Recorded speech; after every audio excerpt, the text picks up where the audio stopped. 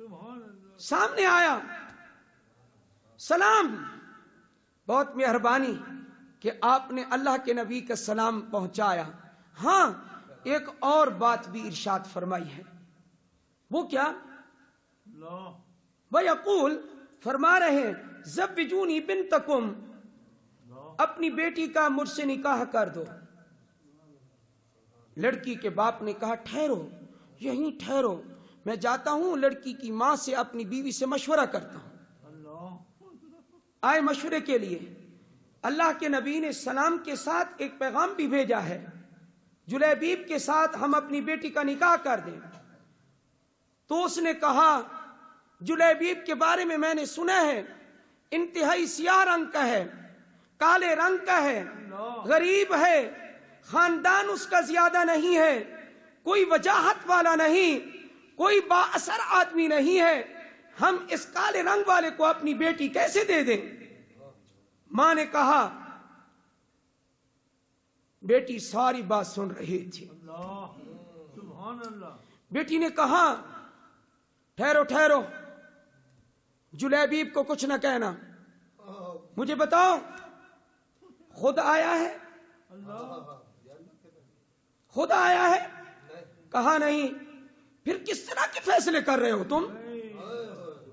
وَمَا كَانَ لِمُؤْمِنٍ وَلَا مُؤْمِنَةٍ إِذَا قَضَى اللَّهُ وَرَسُولُهُ أَمْرًا أَن يَكُونَ لَهُمُ الْخِيَرَةُ مِنْ أَمْرِهِمْ أَن يَكُونَ لَهُمُ الْخِيَرَةُ، کسی مومن مرد مومن عورت کے لیے جائز نہیں کہ وہ اپنا اختیار استعمال کرے جب اللہ اور اللہ کا رسول کوئی فیصلہ کر دے۔ اس بچی نے یہ آیت پڑھی قرآن کریم کی، سورہ احزاب کی، ماں ٹھنڈی ہو گئی، قرآن سن کر گردن جھکا لی، سمجھ آ گئی بات کہ یہ اللہ کے رسول کا فیصلہ ہے، کسی عام آدمی کا انتخاب نہیں ہے۔ بیٹی نے پھر بھی کہا، کہنے لگی یاد رکھو اگر تمہیں کوئی تردد اور اشکال ہو جلیبیب کو کچھ نہ کہنا۔ کیا کہتی ہے؟ اللہ کی قسم بڑا پیارا اس نے جملہ کہا، اس لڑکی نے، یہ ہوتا ہے سچا عشق رسول۔ کیا کہا؟ ادفعونی الی رسول اللہ صلی اللہ علیہ وسلم فإنہ لن یضیعنی۔ تم میرے ماں باپ ہو نا؟ اس لڑکی نے کہا تم میرے ابو ہو، تم میری امی ہو نا، لیکن ابو اور امی سے زیادہ حق تو اللہ کے رسول کا ہے نا۔ زیادہ حق کس کا ہے؟ اور کیا کہا؟ فدفعونی الی رسول اللہ، مجھے اللہ کے رسول کے سپرد کر دو، جہاں چاہے گا اللہ کا رسول میرا خود نکاح کر دے گا، میں اللہ کے رسول کے فیصلے پر راضی ہوں۔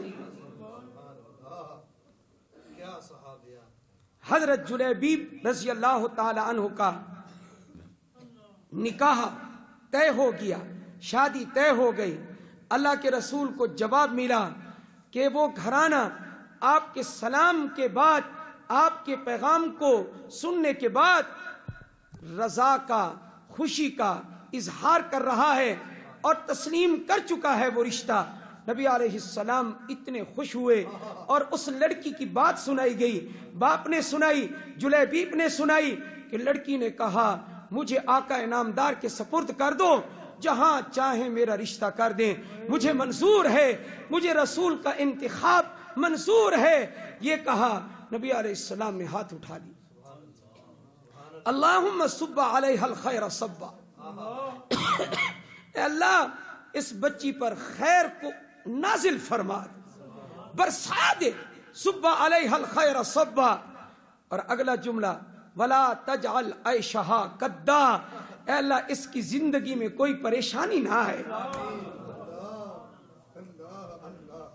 ولا تجعل عیشہا کدا، اس کی زندگی مقدر نہ کرنا، اس کی زندگی جس طرح سفید کپڑے کو کبھی میل لگ جاتا ہے، اس کی زندگی خوشیوں سے بھری ہوئی ہو، پھولوں سے بھری ہوئی ہو، اور کبھی ایک گرد نہ پڑے، کبھی اس کو کوئی تکلیف نہ ہو۔ اس نے جب محمد کو اپنا باپ بنایا تو محمد نے بھی دعاؤں سے بھر دیا صلی اللہ علیہ وآلہ وسلم. آپ صلی اللہ علیہ وسلم بڑے خوش ہو گئے. شادی ہو گئی, نکاح ہو گیا, شادی ہو گئی, گھرانہ خوشی خوشی بس رہا ہے. یہ سعد اسود کا قصہ نہیں ہے, وہ اور ہے. وہ بھی ایک صحابی تھے, وہ سعد اسود تھے, وہ اور ہے, یہ اور قصہ ہے. کہیں علماء کو خلط نہ ہو جائے, پہلے سے میں اس واقعہ کا جدا جدا پس منظر عرض کر رہا ہوں. حضرت جلیبیب رضی اللہ تعالی عنہ اور ان کی زوجہ محترمہ خوشی خوشی رہ رہے ہیں.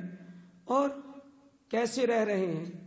فرمایا نماز, تسبیح, تحلیل, ذکر و اذکار سے وہ گھر منور ہے. ایسا پیارا گھرانہ ہے جن کا رشتہ کس نے منتخب کیا تھا؟ کتنے نیک ہوں گے, کتنے صالح ہوں گے, کتنے عبادت گزار ہوں گے. چلتا رہا. اللہ کے نبی کی دعائیں شامل حال رہیں. لکھا ہے فَكَانَتْ مِنْ أَكْثَرِ الْأَنصَارِ نَفَقَةً وَمَالًا.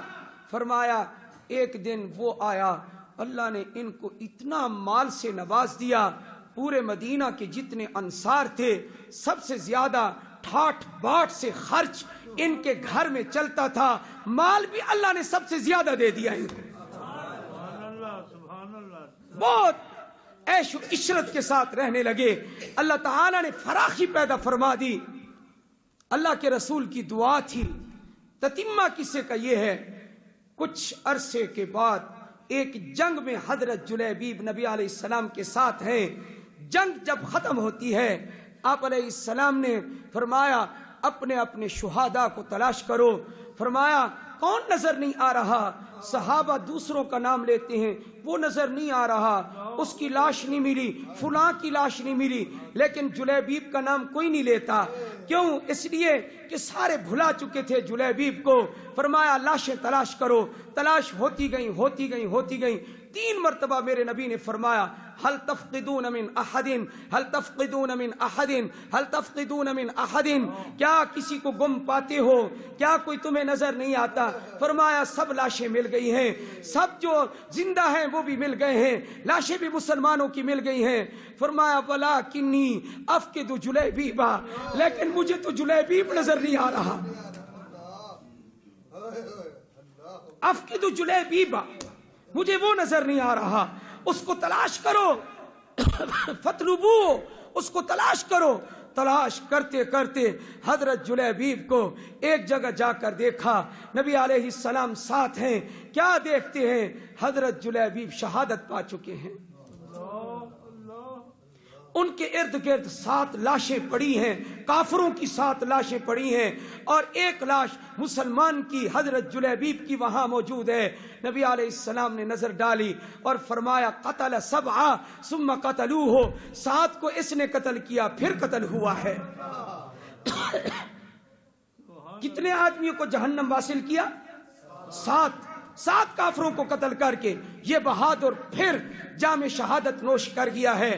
نبی علیہ السلام نے اپنے صحابہ کو فرمایا نہیں, اس کی لاش تم نہیں اٹھاؤ گے, اس کی لاش میں محمد اٹھاؤں گا. میرا جلیبیب ہے, یہ جلیبیب میرا ہے. آپ صلی اللہ علیہ وسلم کے دونوں ساعدین کس کو کہتے ہیں؟ دونوں بازو, کلائیاں. فرمایا ساعدین نبی کریم صلی اللہ علیہ وسلم کے, ان پر آپ سے فوضع رسول اللہ صلی اللہ علیہ وسلم, وضع رسول اللہ صلی اللہ علیہ وسلم, نبی کریم صلی اللہ علیہ وسلم نے رکھا. فوضعہ, آپ نے اس کو رکھا علی ساعدیہ, اپنے دونوں بازوؤں پر اٹھایا, اور اٹھا کے آپ اکیلے اٹھا کے جا رہے. یہ نہیں فرمایا تم اٹھاؤ, تم لے کر چلو. حضور صلی اللہ علیہ وسلم خود اٹھا کے لے کر آ رہے ہیں حضرت جلیبیب کو. پھر قبر تیار ہوتی ہے. حضرت نبی کریم صلی اللہ علیہ وسلم اس کی نماز جنازہ ادا فرماتے ہیں. جنازے کے بعد قبر میں خود اتر کے جلیبیب کو سلا دیتے ہیں. یہ تھے سچے عاشق. اللہ جل جلالہ ہمیں صحابہ جیسا عشق نصیب فرمائے, صحابہ جیسی تابعداری نصیب فرمائے. یہ ایمان کی باتیں تھی، اس لیے بیان لمبا ہو گیا۔ اللہ تعالی مجھے آپ کو سچا عشق، اطاعت اور عظمت پیغمبر نصیب فرمائے۔ اللہ اس پروگرام کو قبول فرمائے۔ وآخر دعوانا ان الحمدللہ رب العالمین۔ الحمدللہ رب العالمین الرحمن الرحیم مالک یوم الدین۔ اللہم صلی علی محمد وعلی آل محمد کما صلیت علی ابراہیم وعلی آل ابراہیم انک حمید مجید۔ اللہم بارک علی محمد وعلی آل محمد کما بارکت علی ابراہیم وعلی آل ابراہیم انک حمید مجید۔ اللہم ربنا آتنا فی الدنیا حسنہ وفی الآخرۃ حسنہ وقنا عذاب النار۔ یا اللہ ہمارے صغیرہ کبیرہ عمر بھر کے سارے گناہوں کو معاف فرما دے۔ اے اللہ ہمارے والدین کی بخشش فرما۔ اے اللہ ہمارے اساتذہ اور جمیع مشائخ اعظام سب کے درجات کو بلند فرما۔ اے اللہ جتنے بیمار ہیں ان سب کو صحت کاملہ عاجلہ مستمرہ نصیب فرما۔ گھروں میں، ہسپتالوں میں، جہاں کہیں مسلمان بیمار ہو، جس بیماری میں مبتلا ہو، کینسر والوں کو شفا نصیب فرما، شوگر والوں کو شفا نصیب فرما۔ یا اللہ بلڈ پریشر والوں کو شفا نصیب فرما، سر میں درد والوں کو شفا نصیب فرما۔ یا اللہ امراض معدہ والوں کو شفا نصیب فرما، امراض قلب والوں کو شفا نصیب فرما۔ یا اللہ جامعہ خیر مدارس کے مفتی عبدالحکیم صاحب یا اللہ زیر علاج ہیں، ان کو شفا نصیب فرما۔ یا اللہ ہمارے جمیع اساتذہ جو ہمارے اساتذہ ہیں ان کو بھی شفا نصیب فرما۔ اے اللہ اس مجمع میں جتنے بھی دکھی بیٹھے ہوں، یا اللہ جتنے پریشان حال ہوں، سب کی پریشانی کو ختم فرما دے، سب کے دکھوں کو ختم فرما دے۔ یا اللہ یہ قراء، علماء، صلحاء کا مجمع موجود ہے، عاشقان رسول کا مجمع موجود ہے، رحمت للعالمین کے چاہنے والوں کا مجمع موجود ہے۔ یا اللہ ان سب کی یا اللہ تمنا ہے، اور میری بھی یا اللہ آرزو اور تمنا ہے، یا اللہ ہم سب کو حج بیت اللہ نصیب فرما دے۔ یا اللہ بیت اللہ کا طواف نصیب فرما دے۔ یا اللہ بیت اللہ میں حجر اسود ہے، یا اللہ اس کو تیرے نبی نے چوما ہے، ہمیں چومنے کی توفیق نصیب فرما دے۔ یا اللہ ملتزم کے ساتھ ہمارے نبی نے سینہ چمٹا کر یا اللہ دعائیں مانگی تھی، اے اللہ ہمیں ملتزم کے ساتھ چمٹ کے گڑ گڑا کر دعائیں مانگنے کی توفیق نصیب فرما۔ اے اللہ اپنے در کی چوکھٹ پکڑنے کی توفیق نصیب فرما۔ اے پروردگار مقام ابراہیم کے مقام ابراہیم پتھر کو دیکھنے کی توفیق نصیب فرما۔ اے اللہ سیدنا ابراہیم علیہ السلام کے یا اللہ نشانات قدم کو اپنی آنکھوں سے یا اللہ منور کرنے کی، آنکھوں کو منور کرنے کی توفیق نصیب فرما۔ اے اللہ حتیم کے اندر نمازیں پڑھنے کی توفیق نصیب فرما۔ اے پروردگار کعبۃ اللہ کا غلاف پکڑ کر یا اللہ اپنے گناہ بخشوانے کی توفیق نصیب فرما۔ اے اللہ اس عظیم مجمع میں جو اس وقت دعائیں مانگ رہے ہوں ہمیں ان کی دعاؤں میں شامل فرما لے۔ یا اللہ یا اللہ یا اللہ رکن یمانی سے گزرتے ہوئے یہ دعا پڑھنے کی توفیق عطا فرما۔ ربنا آتنا فی الدنیا حسنہ وفی الآخرۃ حسنہ وقنا عذاب النار۔ یا اللہ یہاں ہم نے پڑھی ہے، مسجد محمدی میں ہم نے پڑھی ہے، یا اللہ اس پڑھی ہوئی دعا کو یا اللہ رکن یمانی کے فرشتوں کے کانوں تک پہنچا، جیسے وہاں طواف کرنے والوں جب پڑھتے ہیں تو وہ آمین کہتے ہیں، ہماری پڑھی ہوئی اس دعا پر بھی وہ آمین کہہ دیں۔ یا اللہ ہماری دعاؤں کو قبول فرما۔ یا اللہ پھر طواف کے بعد یا اللہ رکعتین جو طواف کی ہیں وہ پڑھنے کی توفیق نصیب فرما، زمزم نصیب فرما، جام زمزم دنیا میں بار بار نصیب فرما، اور قیامت کے دن اپنے نبی کے مقدس مطہر معظم ہاتھوں سے جام کوثر نصیب فرما۔ اے اللہ یا اللہ تیرا قرآن کہتا ہے ان الصفا والمروہ من شعائر اللہ، یا اللہ صفا مروہ شعائر اللہ میں سے تو نے یا اللہ اپنے شاعر میں سے بنایا ہے۔ اے اللہ یا اللہ صفا مروہ کے درمیان سعی نصیب فرما۔ یا اللہ جیسے ہماری ماں ہاجرہ دوڑی تھی ہمیں وہاں دوڑنے کی توفیق نصیب فرما۔ یا اللہ بار بار یا اللہ عرفات کے میدان میں 9 ذوالحج کو جمع ہونے کی توفیق نصیب فرما۔ یا اللہ مزدلفہ میں یا اللہ 10 کی رات کو ٹھہرنے کی توفیق نصیب فرما۔ مینا میں یا اللہ اپنے ذکر و اذکار کی توفیق نصیب فرما۔ تینوں شیطانوں کو کنکریاں مارنے کی توفیق نصیب فرما۔ اے اللہ قربانی کرنے کی توفیق نصیب فرما۔ اے اللہ مکہ کی وہ زمین جہاں میرے نبی نے قدم جمائے ہیں یا اللہ ہمیں وہیں قبول فرما لے یا اللہ پھر مدینہ طیبہ کی حاضری نصیب فرما یا اللہ ریاض الجنہ کی حاضری نصیب فرما یا اللہ اپنے نبی کے مواجہہ شریف پر ادب کے ساتھ یا اللہ دھیمی آواز میں درود و سلام پیش کرنے کی توفیق نصیب فرما۔ شیخین کریمین عمرین یا اللہ سیدنا ابو بکر صدیق سیدنا عمر بن خطاب پر درود و سلام پڑھنے کی توفیق نصیب فرما یا اللہ پھر جنت البقیع میں سیدھا یا اللہ سیدنا عثمان کی قبر پر حاضری کی توفیق نصیب فرما۔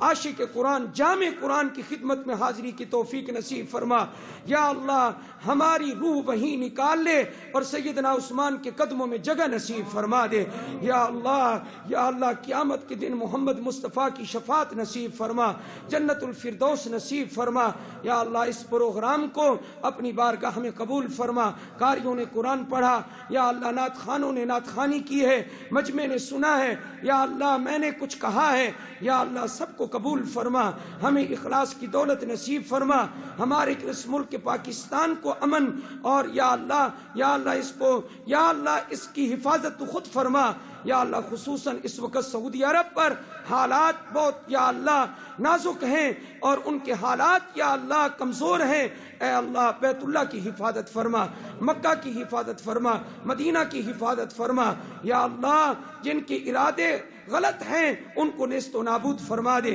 اے پروردگار حلب پر ملک شام کے شہر ملک یا اللہ حلب شہر پر جو ایک قیامت ٹوٹ پڑی ہے یا اللہ ان درندوں کو نیست و نابود فرما دے۔